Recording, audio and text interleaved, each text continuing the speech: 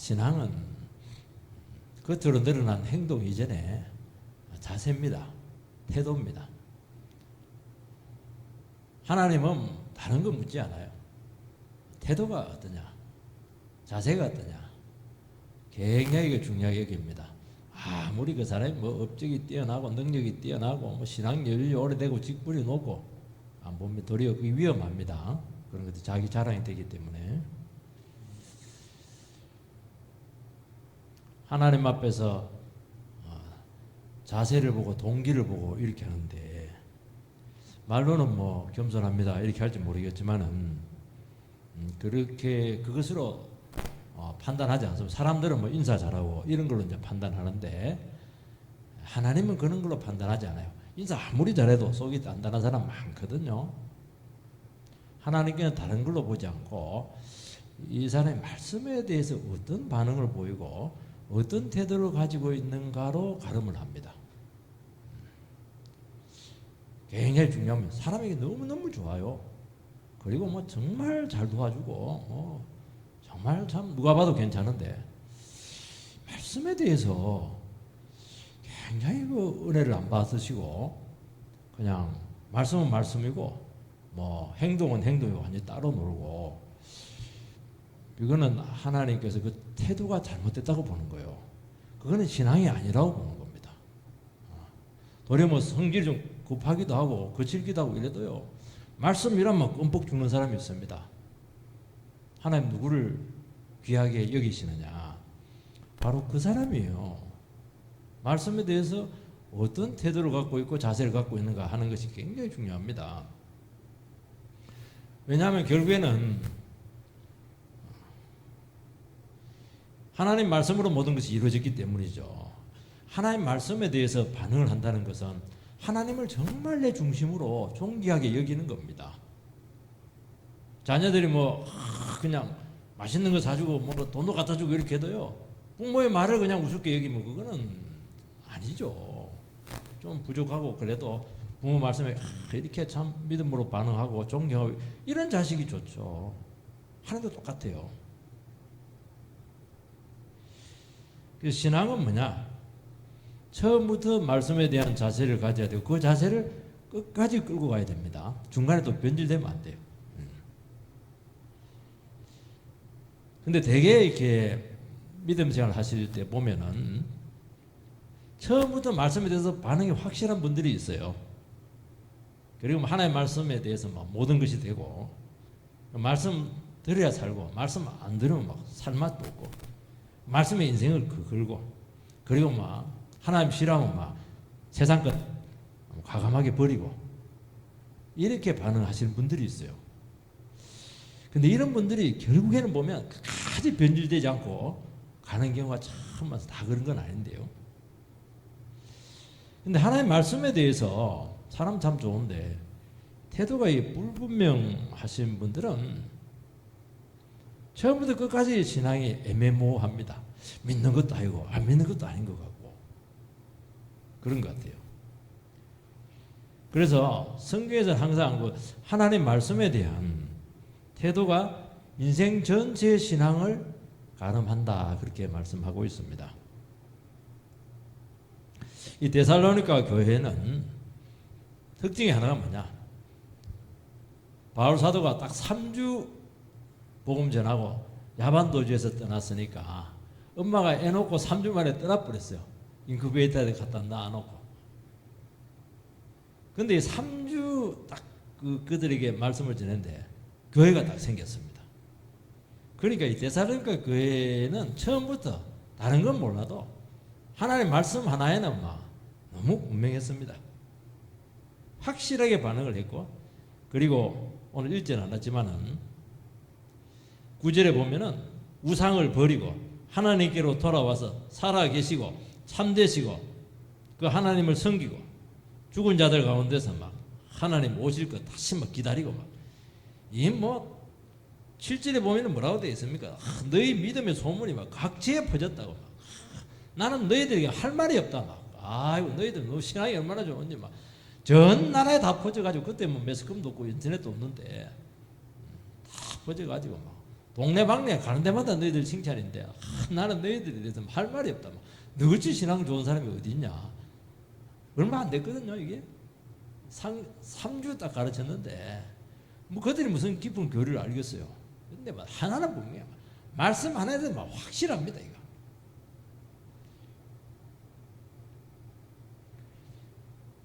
요게 이제 뭐냐니까 살아있는 신앙의 본보기고 고려하면 된다 그렇게 말씀하고 있습니다. 오늘 첫 번째는 그들에게 증거된 그 복음이 무슨 복음이냐? 우리 복음이다 그렇게 말씀하고 있습니다. 처음 이 복음이 증거될 때 그들이 보인 반응은 이제 나타나고 있는데 이 반응을 보여주는 것은 두 가지 이유입니다. 하나는 뭐냐니까 복음이 증거될 때 설교를 이렇게 하고 이렇게 할 때 말로 증거되잖아요. 근데 성령의 능력이 동반되었고 그리고 그 성도님들이 아주 진지하고 필사적으로 그 말씀을 받았다는 것입니다. 이게 이제 굉장히 중요하다는 거예요. 또 하나는 뭐냐니까 진리에 대한 이 처음 자세가 아주 중요하고 이 자세는 끝까지 가게 되고 그 모습을 끝까지 간직해라. 이제 이 말씀을 하고 있는 겁니다. 처음에는 말씀에 대해서 등록하고 이렇게 할 때 우리 교회 보면 굉장히 진지하고 이런데 한 3년 지나니까 막 들을 게 없다 이러면서 굉장히 의식상해하고 자꾸 외식하고 이렇게 하려 하는데 그리 하지 마시고 처음부터 끝까지 하나님의 말씀에 진지해야 됩니다. 5절 말씀을 읽어보면은 이는 우리 복음이 너희에게 말로만 이른 것이 아니라 또한 능력과 성령과 큰 확신으로 된 것이니 우리가 너희 가운데서 너희를 위하여 어떤 사람이 된 것은 너희 아는 바와 같으니라. 데살로니가 교회에 복음이 전해지게 되었을 때 말로만 한 것이 아니고 특별한 능력이 나타났고 또 성령의 강한 역사들이 나타나게 된 것입니다. 말씀을 전할 때 말로만 전한 것과 어느 외에 어떤 기적이나 능력이 동반되면 효과가 훨씬 뛰어납니다. 하나님의 말씀을 말로만 설교를 할 때 말로만 증거되더라도 여기서 큰 은혜 사실은 받을 수가 있어요. 근데 하나님께서는 그 말로 증거되는 가운데 성령의 기름 부음을 줍니다. 그러면 이거는 달라요. 말로 해버리면 이게 보면 지적이 될 가능성이 많은데 성령의 기름 부음이 나타났다는 것은 성령께서 그 하나님 말씀과 함께 그 인격을 사로잡는 거예요. 그러면 사람들이 변합니다. 회개를 합니다. 그리고 인생을 뒤집어 놓습니다. 그래서 성령의 기름 부으심 역사들이 나타나는 게 굉장히 중요한 거예요. 이런 강력한 역사가 나타나기 위해서는 두 가지가 반드시 있어야 됩니다. 하나는 뭐냐니까 말씀을 전하는 자의 영적 준비가 철저해야 됩니다. 말씀 전하는 자가 강력한 복음을 증거해야 돼요. 근데 이것만 갖고 되지 않아요. 똑같이 중요한 게 뭐냐니까 말씀을 받는 청중들의 마음이 가난해져야 된다는 겁니다. 아무리 강력하게 증거해도 내가 말씀에 배부르고 영적으로 교만하고 이렇게 하면은 백약이 무효입니다. 두 개가 다 이루어져야 돼요. 그래서 우리가 말씀을 전하고 말씀을 받을 때 반드시 기도를 해야 되는 것입니다. 왜냐하니까 한쪽에서 막히면 안 돼요. 목회자가 막혀도 안 되고 그래서 성도님들은 목회자를 위해서 기도해야 됩니다. 오늘 목사님이 과감없이 말씀 막히지 않도록 막 그냥 사람 두려워하지 않고 마귀의 속삭임에 넘어가지 않고 담대하게 전할 수 있도록 기도해 달라고 설교해 달라고 기도해 줘야 되고요. 본인들 위해서도 기도를 해야 됩니다. 나에게 하나님의 말씀이 막힘이 없도록 내 마음에 가난한 심령을 달라고 그렇게 기도해야 됩니다. 사람들은 그 기도 안 해요. 늘 듣는 말씀이니까요. 또 높은 마음을 가지고 있었어요. 오늘 또 목사님 설교를 어떻게 하나 감상하는 마음도 가질 수 있거든요. 그러면 예수님이 와서 설교도 안 돼요. 하나님 중심을 보시기 때문에 정말 오늘 이 말씀 내 마지막 말씀이다. 내일 죽을지 모른다. 정말 그런 심정을 가지고 하나님의 말씀을 듣게 되면요, 한 번의 설교도 괜찮아요. 설교 많이 들은다고 해서 여러분 말씀 되는 게 아니에요. 한 번을 들어도 인생을 바꿔내는 겁니다. 우리 안 그렇잖아요. 평생을 듣는데도 바뀐 게 없거든요. 그거는 진짜 진지하게 여러분 자신들의 그 심령을 두고 기도하지 않은 거예요. 그럴 수 없다는 게 이거는. 데살로니가에서 짧은 기간 복음을 전했는데 큰 부흥이 나타났습니다.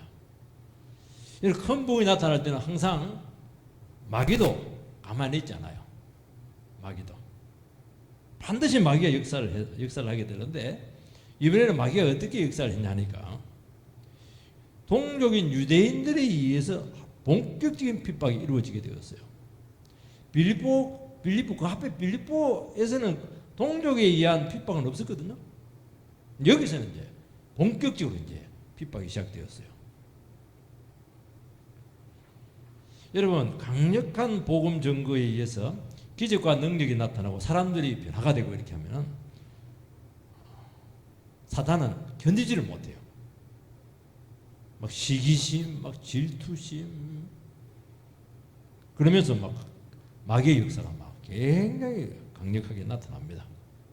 복음이 뭐 없고 막 흐리고 막 그냥 세상 이야기하고 그렇게 하면 막 능력도 나타나지 않고 이렇게 하면은 마귀는 가만히 둬요. 그거는 막 의미가 없으니까 시간 낭비거든요. 이런 것은 시간 낭비예요. 근데 그렇지가 않아요. 그렇지가 않아요. 말씀이 강력하게 증거가 되면은 느낍니다. 설교자도 느끼고 우리 성도님들도 느끼게. 뭘 느끼느냐? 뭔가 긴장감이 있는 거예요. 갈등이 지금 느껴지는 겁니다. 영적인 안에 굉장한 전투가 이루어지고 있는 것을 알게 되는 겁니다. 또 내 자신과의 싸움도 많아져요. 왜냐하니까 하나님의 말씀이 우리 중심을 다스리기 때문에 우리는 중심을 막 끝까지 안 내놓으려고, 우리 죄 토해내지 않으려고 막, 그리고 말씀에 반하지 않으려고 막 이렇게 반발심을 가지고 있는 게 많거든요. 그래서 기도가 필요한 거예요. 그래서 영적인 권세가 필요한 겁니다. 그걸 깨뜨려야 되거든요. 가만히 있게서는 안 되는 거예요. 마귀가 또 계속, 마귀는요, 전부 다 자기 졸개들인데 하나님의 말씀 듣고 뒤집어서 예수님께 뺏기면 그거 견디지 못하거든요. 그래서 분노하는 사람들, 시기심 많은 사람, 이런 사람들은 충동질 해가지고 막 그냥 공격을 하고 이렇게 하는 겁니다. 그래서 교회가 더 시끄러질 수가 있는 거예요. 그래서 기도 지원 없이 영적 전투에서 승리할 수 없고, 그렇게 하면 많은 피를 흘리게 되는 겁니다. 피를 흘릴 필요는 없어요. 기도를 많이 해야 되는 거예요. 여기 보면 복음이라고 했는데요, 이는 우리 복음이 너희에게 이렇게 되어 있습니다. 뭐 복음이 우리 복음이 있고 뭐 너희들 복음이 있고 뭐 우리 복음이라고 쓴 거예요. 데살로니가에 증거된 복음이에요. 이게 복음할 때 여러 가지 앞에 복음들이 나옵니다. 하나님의 복음, 신적인 기본이죠. 그리스도의 복음, 좀 행동하는 어떤 이런 복음, 그런 말을 쓰지 않고 우리라고 하는 단어를 썼습니다. 우리는 누굽니까? 바울을 포함해서 바울과 같은 동력했던 실라하고 디모데하고 이 세 사람이 우리예요. 이 세 사람이 전한 복음이 우리 복음이에요. 그러니까 이 세 사람에게 특별히 주님께서 주신 말씀이에요. 바울은 에베소서라든지 다른 데서에 보면 나의 복음이다 그런 얘기를 합니다. 나의 복음. 그러니까 베드로의 복음도 아니고 요한의 복음도 아니고 예수님이 나에게만 주신 복음이 있다는 거예요. 그것을 뭐라고 하냐? 에베소서는 구원의 경륜이다 그렇게 하는 거예요. 구원의 경륜이 뭐예요? 구원은 이방인하고 유대인하고 차이가 없다. 믿기만 하면 다 구원받는다. 여기에 이제 하나님께서, 주님께서 바울에게만 주신 아주 특별한 복음이에요. 그래서 은혜의 경륜이다. 똑같은 말이에요, 이게. 하나님의 복음은 복음의 그 신적인 기원을 이야기합니다. 우리 복음은 뭐냐? 신적인 기원 측면보다도 메시지의 인간적인 측면이 부각이 되었다는 것이에요. 그러니까 바울과 실라와 디모데 이 세 사람 각자가 깨달은 것이 복음이에요. 이런 복음이라고 하는 것은 단지 말씀을 듣고 배움으로써 자기 것이 되지 않습니다. 삶에서 하나님의 말씀을 가지고 주님을 만난 체험이 반드시 있어야 돼요. 왜 설교가 능력이 없느냐?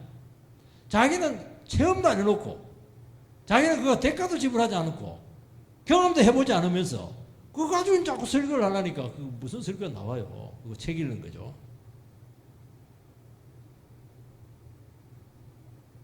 이 외운다고 되지 않아요. 이게 고난을 받으면서 주님과 함께 야곱처럼 야복강과 가에서 죽기 살기로 밤새도록 씨름하고 이렇게 하니까 하나님의 번이엘 하나님의 얼굴을 보잖아요. 그리고 이스라엘이라고 이름을 받잖아요. 하나님과 기로 싸우고 투쟁하고 이렇게 하면서 막 죽기 살기로 이렇게 하면서 터득한 게 이게 내 복음이죠. 이게. 그래서 하나님 말씀 붙들고 한번 죽었다 살아나야 돼요. 그러면 하나님께서 우리에게 뭘 주느냐? 많이 줍니다. 덩어리를 줘요. 말씀의 덩어리, 계시의 덩어리를 우리에게 주는 겁니다. 이게 안 되면요, 대가 지불하고 고난에서 한번 죽었다 살아나지 않으면은 알긴 알아. 데살로니가가 어떻고 막 에베소서가 알긴 하는데 조각난 진리예요. 그러니까 전체를 꿰뚫을 수 있는 인간 본질 전체 깊은 부분까지 이해할 수 있는 그 진정한 그 복음의 이해가 어렵습니다. 그래서 어떤 분들은 보면 복음을 할 때 로마서는 좀 괜찮은데 저 창세기는 또 이상해요. 어떤 분들은 보니까 데살로니가는 괜찮은데 요한계시록 이런 것들도 형편없고 그 왜 그러냐니까 조각난 복음이라서 그래요. 성경은 꿰뚫리지 않아요. 전체를 아우러낼 수 있어야 돼요. 이게.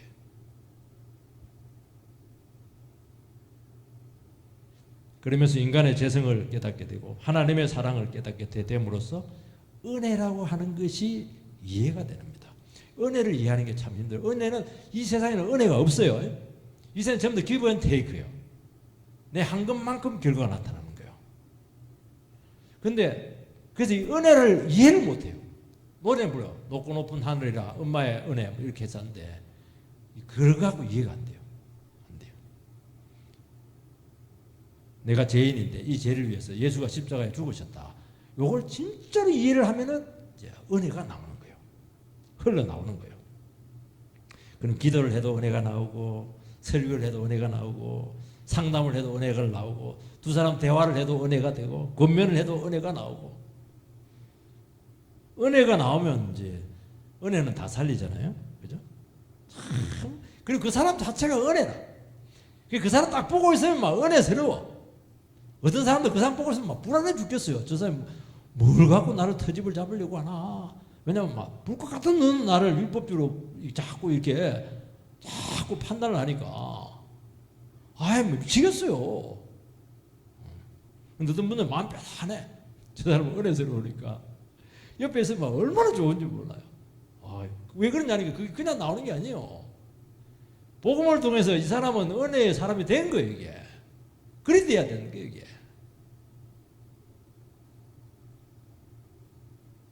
은혜가 넘치니까 감동도 되고 변화도 되고 참 복도 많이 받고 말이죠. 그렇게 하는 거예요. 그게 이제 우리 복음이에요. 내 복음이에요. 여러분의 복음서를 쓰시기를 축복합니다. 두 번째는 복음 증거와 동시에 나타나는 것들이 있습니다. 복음이 말로만 전해지지 않고 능력과 성령과 큰 확신이 함께했다. 그렇게 말씀하고 있습니다. 5절에 그렇게 되어 있잖아요. 능력과 또한 능력과 성령과 큰 확신으로 된 것이다. 말씀하고 있습니다. 복음이라고 하는 것은 말씀이라고 하는 것은 말로 전해지는 것입니다. 언어로 전해지는 것입니다. 언어는 대단히 중요한 거예요. 하나님은 말을 통해서 하나님의 뜻을 전했습니다. 그런데 복음이 이미지를 통해서 또 어떤 다른 매개체를 통해서 전해줄 수 있어요. 요즘 뭐 극화를 시킵니다. 연극이라든지 극화를 하면 막 복음의 메시지가 굉장히 강력합니다. 근데 이것은 위험해요. 이건 왜곡될 수가 있고 다양하게 해석될 수도 있기 때문에 반드시 그런 현상을 통해서 복음이 전거되었을지라도 다시 언어로 반드시 해석을 해야 되는 것입니다. 그래서 꿈 꿀 수 있어요. 예언할 수 있어요. 그렇지만은 그것은 반드시 성경 말씀으로 해석이 돼야 되지 자기 식으로 막 해석하면 큰일 나는 거예요. 이단이에요. 그리 많이 하거든요. 어제 저녁에 꿈을 막 꿨는데 그런데 그 꿈이 계시라고 할 수는 없는 거예요. 여러분, 인간의 지혜나 세상 지식으로 복음은 설명을 할 수가 없습니다. 왜냐하면 하나님의 뜻이니까요. 그래서 우리 세상의 지식으로 봤을 때는 말도 되지도 않는 것들이 많기 때문에 이 언어로 표현해내기가 참 어렵습니다. 그리고 세상에 없는 개념들이 너무 많아요. 세상에 징이 이런 것들이 세상에 없잖아요. 부활 이런 것들은 세상에 없어요. 부활이 뭡니까? 우리는 혹시 죽었다 기절했다 살아난 사람 부활했다 그렇게 하는데 성경에서 부활은 그게 아닙니다. 죽은 사람이 다시 사는 것이 아니고요. 그 다시 죽고 그게 아니고 죽은 사람이 다시 살아서 영원히 사는 거예요. 그리고 이것만 있는 것이 아니라 많은 메시지가 있거든요. 그건 이 세상 가치가 부활해서 완전히 거부가 됐다는 거예요. 영원히 사니까. 그 죽음이 정복이 된 거예요. 그리고 새로운 생명이 우리에게 들어가게 되고 새로운 생명의 세계가 우리 가운데 펼쳐지게 된 것입니다. 부활이라고 하는 개념 속에는 많은 개념인데 이것은 세상에 없는 거예요. 그리고 우리 언어라고 하는 것은 소통의 한계가 굉장히 많아요. 그래서 오해가 되기도 하고 왜곡이 되기도 하고 의도 파악이 안 될 때가 참 많습니다. 담임 목사는 말 조심을 잘해야 돼요. 말 한번 잘못하면은 일파만파입니다. 일파만파예요. 이게 복음은 의사 전달만이 아니고 변화가 나타나야 되고 그래서 반드시 능력이 함께 나타나야 한다는 것입니다. 왜냐하면 인간의 생각과 사람의 뜻과 다르기 때문에 사람들은 이 세상에 없는 게 모르기 때문에 이 말씀에 대해서 굉장히 생소하고 거부감이 많아요. 그래서 강력한 성리의 능력이 반드시 필요한 거예요. 우리는 인간의 가치관을 가지고 있는데 평생 그런 식으로 살아왔습니다. 내 생각은 이게 확실해요. 근데 복음은 그걸 깨뜨리는 거거든요. 고정관념을 깨뜨리는 거예요. 그러니까 얼마나 강력한 성리의 역사가 있어야 되는가 하는 것을 알 수가 있어요. 얼마나 확신이 있어야 되고 얼마나 능력이 있어야 되고 하는 겁니다. 그래서 복음의 증거 앞에 사람들은 전부 다 고집이 있고 강박한 마음이 있고 완악한 마음이 있는데 이것을 제압할 수 있는 방법이 없습니다. 이게 제압이 돼야 되거든요. 예배 드리고 왔는데 그만한 마음 그대로 가져가면요. 그대로 가져가는 게 아닙니다. 훨씬 2배로 교만해져 있어요. 그게 뭐예요? 말씀을 들었는데도 불구하고 똑같이 교만하다 이 말은 2배, 3배로 더 교만해졌다는 거예요. 그게 무슨 겁니다. 말씀을 들으면 확실하게 낮아져야 돼요. 그게 인간의 힘으로 안 되는 거거든요. 이거는 신적인 능력이 반드시 필요합니다. 여러분, 우리가 복음 앞에서 마음이 무너지면서 은혜를 받는 거예요. 자꾸 마음이 무너져야 돼요. 내 마음이 무너져야 돼요. 완악한 마음이 부드러운 마음으로 풀어져야 되고요. 높은 마음이 낮은 마음으로 겸손한 마음으로 낮아져야 되고요. 단단한 마음이요. 이게 열려야 돼요. 이거는 대단히 중요한 거예요. 이게 안 되면 예배 드린 거 아니에요. 성령님께서 우리 전인격을 지배하고 우리 중심을 들추어내서 수술하고 치료를 해내야 된다는 것입니다. 근데 이게 안 되는 거예요. 이게 안 되는 분들이 계세요. 의외로 오래 믿으신 분들 중에서 이게 잘 안 돼요. 왜냐하면 너무 예배를 많이 드렸거든. 너무 예배가 타성에 젖어 있거든요. 그러면 나중에 어떻게 되느냐. 대책이 없어요. 대책이 없어요. 또 들은 거는 많아가지고 다 알아. 창세기부터 요한계시록까지 다 알아.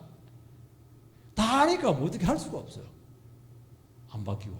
그러면 중립이 되는 게 아니고 굉장히 이상한 사람이 돼요. 우리는 하나님 앞에서 어떻게 돼야 되느냐? 어린아이 같이 돼야 돼요. 할머니 어린아이, 할아버지 어린아이, 아버지 어린아이, 전부 다 어린아이가 돼야 돼요. 어린아이 없잖아요. 많이. 우리 교회는 할머니 어린아이들이 많아. 내가 보니까 얼마나 감사한지 몰라요. 어린아이가 돼야 돼요. 제일 안 좋은 게 애인데 어른 된 게 사람이 있어요. 그건 안 좋은 거예요. 우리는 하나님 앞에서 막 어린아이다. 어린아이라서 어린아이가 아니고요. 하나님 워낙 크니까 막 하나님만은 만족이 되니까 어린아이지.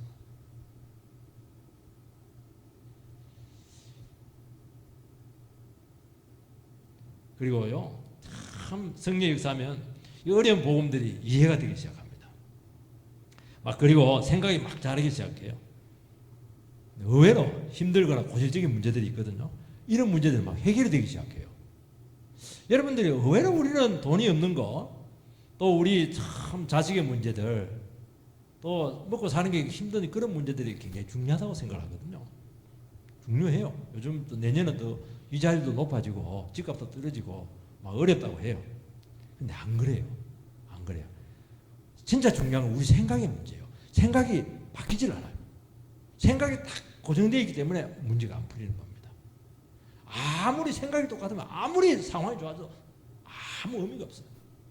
내 생각이 바뀌면은 상황이 아무리 나빠도 그 상황을 바꿔내요. 축복으로 바꿔내요.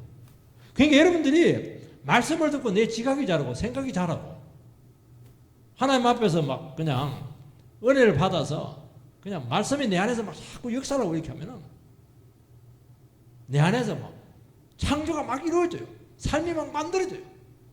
그렇게 해서 인생을 엮어가는 겁니다. 은혜 받으시기 바랍니다.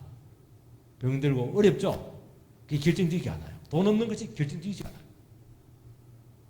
이건 큰 확신이라고 되어 있는데요. 이거는 복음 전환자의 주관적인 확신을 이야기하는 것입니다. 이 설교자의 주관적인 확신은 나는 이 진리를, 이 말씀을 틀림없이 믿는다. 믿습니다. 믿습니다. 이 자기 암시에서 오는 게 아니에요.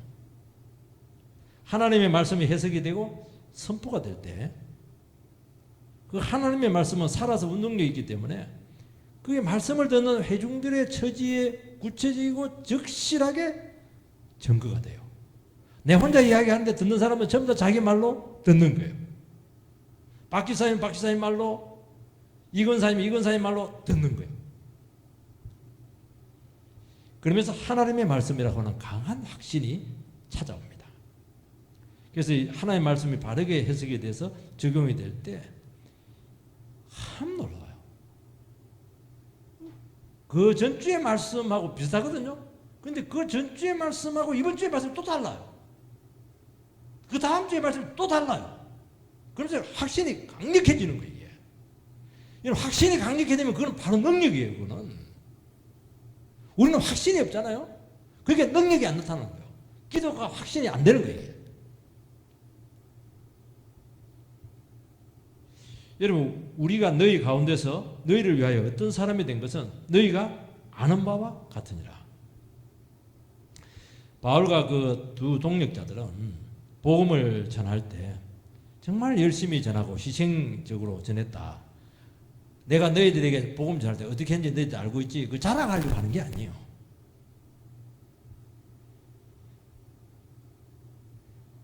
이런 하나님의 말씀이라고 하는 것은 말씀을 전하는 사람과 하나님의 말씀, 그 삶과 인격과 분리되잖아요. 제가 하나님의 말씀을 전하지만은 저는 최영봉이라고 하는 삶이 있고 최영봉이라고 하는 인격이 있는 거예요. 이거 같이 말씀이 증거되는 겁니다. 그래 안 하면 뭐 AI 가지고 하면 되죠. 로봇 가지고. 나중에 뭐 없어질 직업 중에 목사는 없어지지 않는다고 그래요. AI는 이걸 못 해내요. AI는. 의사도 그냥 AI가 하는데, 로봇가 하는데 설교는 로봇가 할 수가 없어요. 인격이 없어가지고. 말씀은 설교자의 인격을 관통하는 겁니다.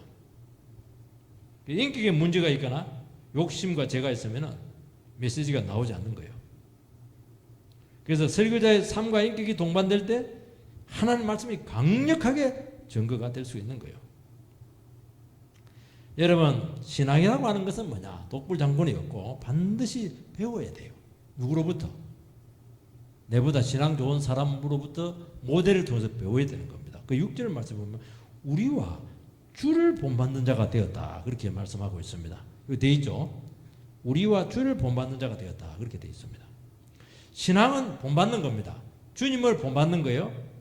근데 오늘 이 말씀에 보면 주님보다 먼저 나오는 사람이 누구냐? 우리라. 우리 다음에 주님이 나와요. 여러분, 왜 그러냐니까.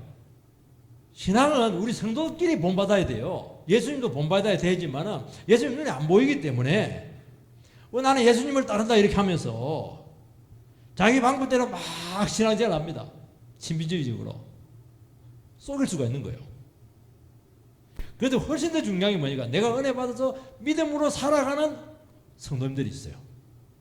그런 분들은 전부 다 우리의 모델입니다. 저도 한 모델이고 우리 권사님도 모델이고 권사님도 모델이고 집사님도 모델이 될 수 있는 거예요. 그게 거기가 그렇게 중요한 거예요.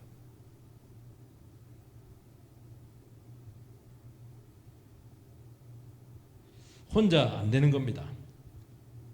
반드시 따라가야 돼요. 그래서 여러분, 신앙은 반드시 제자도입니다. 그래서 제자가 돼야 되는 거예요.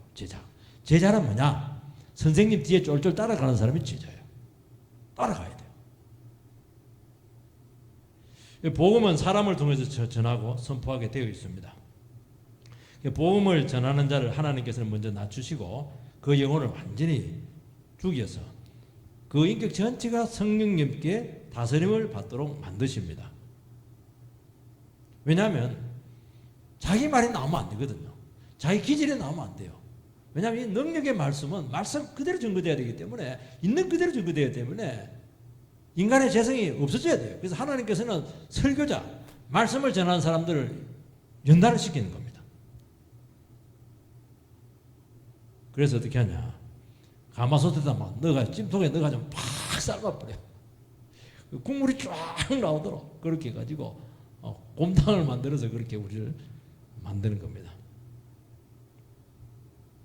그래서 말씀 때문에 고난도 받기도 하고 인생을 겪게 하기도 하고 세상에서 버림받게 됩니다. 저도 아마 세상 직장 갔으면 이런 어려움들을 많이 겪지는 않았을 거예요. 근데 하나님께서는 또 나만의 그런 어려움들을 겪게 했어요. 막 찜통에 넣어버렸어요. 그리고 그 영혼 속에 복음을 딱 담아둡니다. 그래서 복음을 이해하려고 하면은 어떻게 하느냐? 그 사람이 하는 말도 중요하지만은 훨씬 더 중요한 건 말하지 않는 그 사람의 인격과 삶이 중요한 거예요. 그 사람을 이해를 해야 돼요. 복음을 전하는 나를 이해를 해야 돼요. 또 말씀을 전가하는 우리 권사님을 이해를 해야 돼요. 그러면은 너무 이해가 잘 돼요.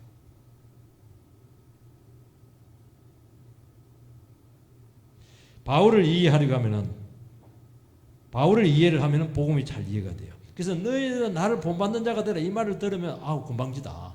당신 뭔데 뭐 본받아라 이래서 아우 그냥 그만하다 이렇게 하는데 왜 그러냐니까 이거는 그럴 수밖에 없어요. 이거는 돈을 받아야 돼요. 그래서 나를 자랑하기 위해서 그렇게 하는 게 아니고 신앙을 배우려면 내 대가 먼저 지불한 사람들을 반드시 본따야 돼요. 바울이 말씀대로 어떻게 살았습니까? 유대인들이 바울을 고소하고 신문했지만 단서도 찾지 못했습니다. 분명히 의혹은 있는데 혐의는 있는데 잡아내지를 못해요. 왜냐하면 하나님 말씀으로만 살았거든요. 이해는 안 되고 의혹이 있고 기분은 안 좋은데 죄는 없어요. 그게 복음이에요. 왜 죄가 없어요? 하나님의 말씀이 그 사람의 인격과 삶을 전부 다 변호를 해내요. 해석을 다 해내요. 당신이 왜 이렇게 살았어? 나는 예수님 때문에 이렇게 살았다고. 그게 답이에요.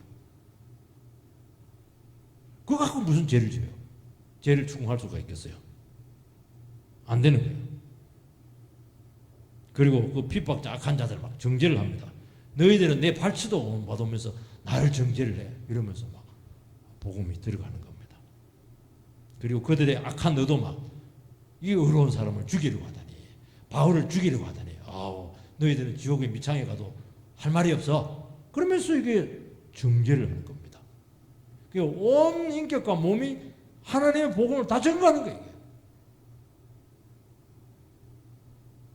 여러분요, 참 위대합니다. 세상 사람들은 죄인들이기 때문에 의인들을 보면 견디지를 못해요. 저 의인들 때문에 못 살거든요. 저 의인들 죽여야 돼요. 그냥 막 따지고 치자고 이렇게 했는데 나중에 보면은 그 사람은 너무너무 어렵고 그 막 욕하고 따지고 이런 자기 자신들이 거짓 때만 막 드러나요. 그러면서 하나님께서 그 사람을 정죄를 해요. 너는 심판받을 수밖에 없는 인간이다. 그걸 딱 보여주는 거예요. 참 복음은 능력이 있습니다. 그렇게 사시기 바랍니다. 당당하죠? 걱정하지 마세요.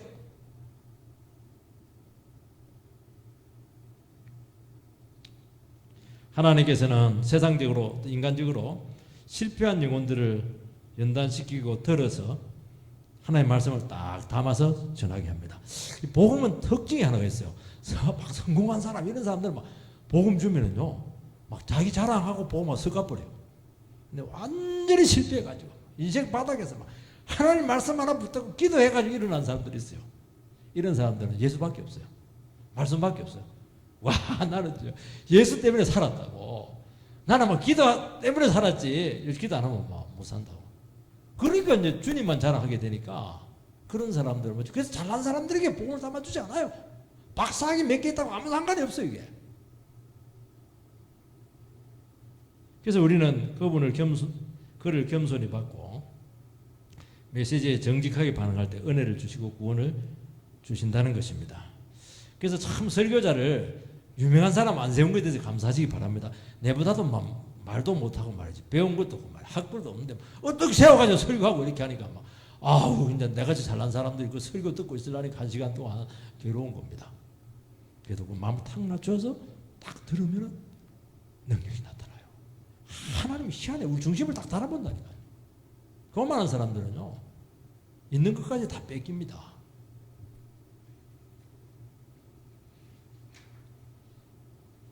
인정을 해야 되는 것이죠. 6절 7절이 보면 또 너희는 많은 환난 가운데서 성령의 기쁨으로 말씀을 받아 우리와 주를 본받는 자가 되었으니 그러므로 너희가 마케도냐와 아가야에 있는 모든 믿는 자의 본이 되었느니라. 데살로니가 성도들은 다른 건 몰라도 복음에 대해서는 확실했어요. 딱 들으니까 이게 생명이라는 것을 알았다는 거예요.